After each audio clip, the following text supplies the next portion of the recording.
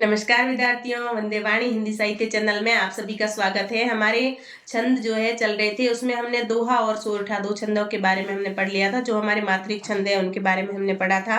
और आज हमारे जो है मात्रिक छंद में तीसरा छंद है उल्लाला।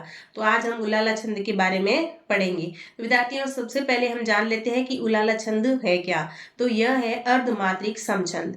ये भी अर्धमात्रिक समछंद है। इसके 4 चरण होते हैं। इसमें 15 व 13 पर यति होती है, यानी पहले व तीसरे चरण में 15 मात्राएं होती है तथा दूसरे व चौथे चरण में 13 मात्राएं होती है। तो विद्यार्थियों, इसको याद करने की एक ट्रिक आपको बताती हूँ। इसको बार बार बोलेंगे कि उलाला 15 13, उलाला 15 13। जिस प्रकार हमने दोहा तेरा ऐसे बोला था, तो हमें याद हो जाएगा कि दोहा है जो प्रथम चरण में 13 मात्राएं होगी और द्वितीय चरण में 11 मात्राएं। सोरठा 11, दोहा 13, सोरठा 11, दोहा 13 ऐसे याद किया था। वैसे ही हमें उलाला को भी ऐसे याद करना है। उलाला 15 13, उलाला 15 13, यानी कि 15 और 13 पर यति होती है, यानी कि प्रथम चरण में और तीसरे चरण में 15 15 मात्राएं होती है और दूसरे और चौथे में 13 मात्राएं होती है।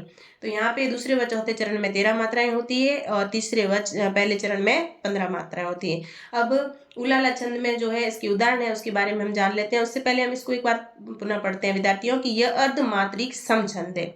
इसके 4 चरण होते हैं। इसमें 15 व 13 पर यति होती है, यानी पहले व तीसरे चरण में 15 मात्राएं होती है तथा दूसरे व चौथे चरण में 13 मात्राएं होती है, यानी कि उलाला 15 13। क्या याद करेंगे हम? उलाला 15 13 और दोहा 13 सोरठा 11, दोहा 13 सोरठा 11, उलाला 15 13, दोहा 13 सोरठा 11 और उलाला 15 13। ऐसे हम इसको याद करेंगे। अब है इसके उदाहरण कि उलाला छंद को उदाहरण से पहले हम इसके बारे में जान लेते हैं कि उलाला को चंद्रमणि भी कहा जाता है। उलाला को क्या कहते हैं? चंद्रमणि भी इसका दूसरा एक नाम है, चंद्रमणि। इसमें यति प्रत्येक चरण के अंत में होती है। इसमें तुक सदैव सम चरणों में मिलती है। इसमें तुक भी मिलती है और वो भी सम चरणों में, यानी कि दूसरे और चौथे में इसमें तुकबंदी मिलेगी आपको। अब हम उदाहरण के माध्यम से इसको समझेंगे कि हे शरणदायिनी देवी तू करती सबका त्राण है। यहाँ पे कि हे शरण दायिनी देवी तू करती सबका त्राण है, हे मातृभूमि संतान हम तू जननी तू प्राण है। अब देखो इसमें क्या कहा था कि सम चरण में इसमें हमेशा तुकबंदी मिलेगी। तो सम चरण है इसका दूसरा और चौथा। तो यहाँ पे देखो सबका त्राण है, तू प्राण है, तो यहाँ पे क्या मिल रही है? तुकबंदी मिल रही है।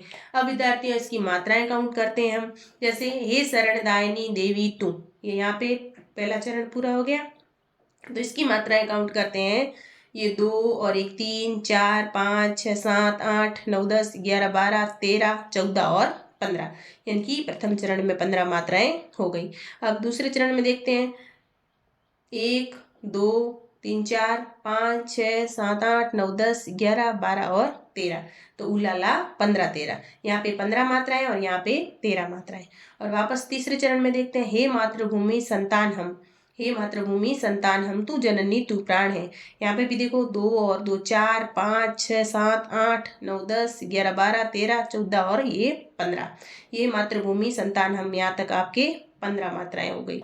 और तू जननी तू प्राण है, इसको भी देख लेते हैं। 2 और 1 3 4 5 6 7 8 9 10 11 और 12 13।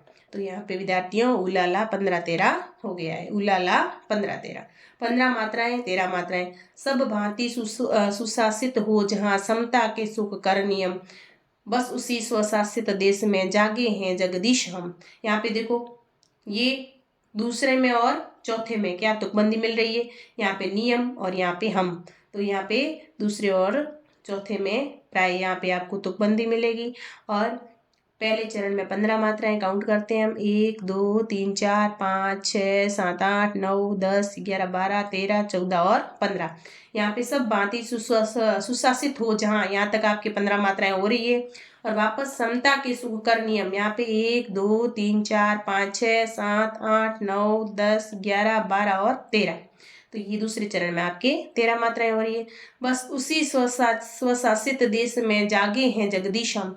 यहाँ पे देखो 1 2 3 4 5 6 7 8 9 10 11 12 13 14 15, ये 15 हो गई आपकी मात्राएं।